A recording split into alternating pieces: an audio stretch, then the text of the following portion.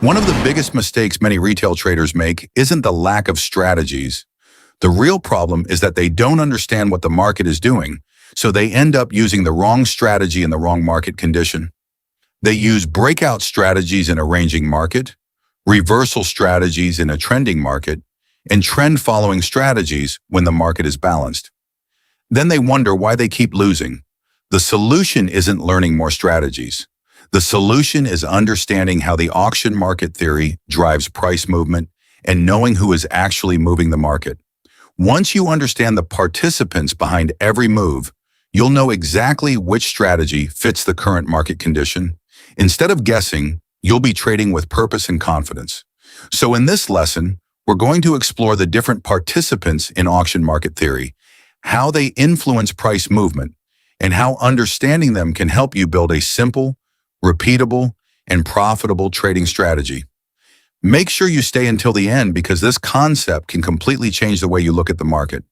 As we already know, the financial market is simply an auction where buyers and sellers compete over price. When both sides agree on a fair price, the market remains balanced and price rotates within a range. But when buyers and sellers disagree on value, price leaves that range and moves aggressively in search of a new value area. If you want a deeper understanding of balanced and imbalanced markets, be sure to watch my previous lessons on balance and imbalance in auction market theory, parts 1 and 2. Now here's the important question. Who actually moves the market from balance to imbalance? The answer is simple. The participants. To truly understand price movement, you must first understand the people behind it. In auction market theory, there are different groups of participants, but today we'll focus on two of the most important: initiative participants and responsive participants. Initiative participants. Initiative participants are the aggressive side of the market. They believe price should no longer remain at its current level. Instead of waiting, they take action. They buy aggressively when they believe price is too cheap, or they sell aggressively when they believe price is too expensive. Their aggressive orders push the market away from balance and into a new area of value. In simple terms, they are the ones who start the move. Responsive participants. Responsive participants have a completely different mindset. They believe price has already moved too far from fair value.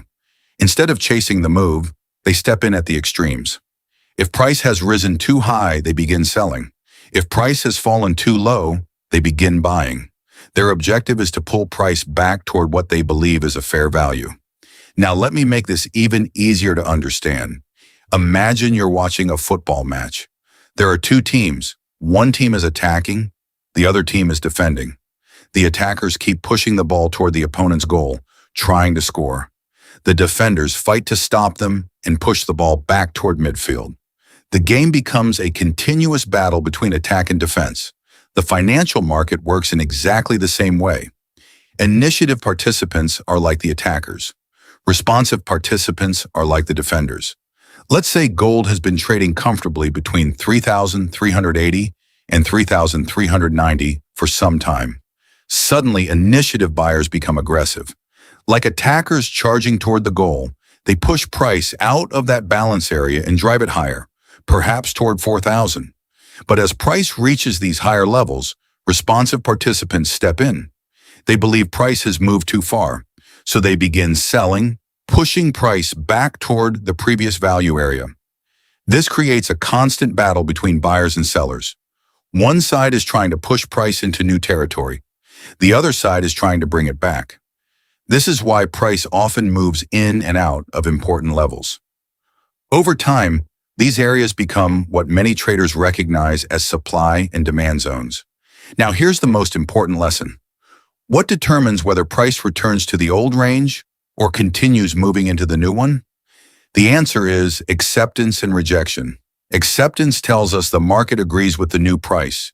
Rejection tells us the market refuses to accept the new price and wants to return to the previous value area.